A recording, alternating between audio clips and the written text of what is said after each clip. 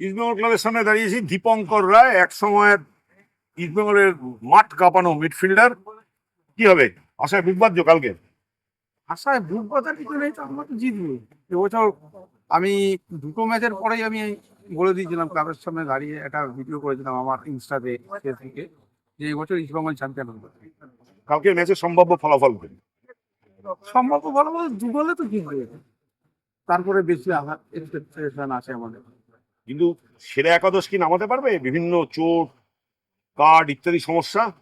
সেরা একাদশ খেলুক না খেলুক, কালকে ইস্টবেঙ্গল জার্সিটা তো খেলবেই। ওই জার্সিটা যারা খেলবে তারা সবাই সেরা একাদশ ইস্টবেঙ্গলের। আর এমনি ইস্টবেঙ্গলের সই করা হয়নি। এই যে এত বছর পরে এরকম একটা মেজর ট্রফির ওয়ান টাচ হবে, ফিলিংটা কেমন?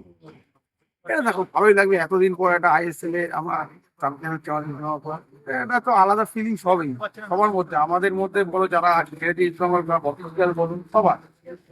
কিন্তু আফসোস কি থেকে যাচ্ছে যে যুব ভারতীতে হচ্ছে না, কিশোর ভারতীতে হচ্ছে, কম টিকিটের জন্য হাহাকার? সেটা তো অনেক দর্শকদের হবেই অবশ্যই, যারা দেখতে পাচ্ছে না সামনাসামনি, হলে দেখতে পারতো, তারা একটা উপভোগ করতে পারতো। একটা মাঠে থেকে উপভোগ করাটা একটা আলাদা ব্যাপার, আলাদা একটা ফিলিং। সেটা বহু হয়তো দর্শক করতে পারবে না।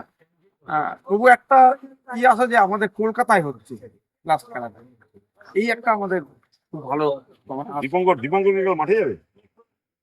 আশা করছি মাঠে যাওয়ার চান্স। তো দীপঙ্কর এক্সাইটেড না কেন? এটা চেপে চেপে কথা বলছে দীপঙ্করের। এক্সাইটেড সবসময় excited। আমি ইস্টবেঙ্গল ক্লাব খেলা মানেই আমার এক্সাইটেড, ওরা জিতবে মানে এক্সাইটেড, আমি সব ম্যাচে এক্সাইটেড আমি।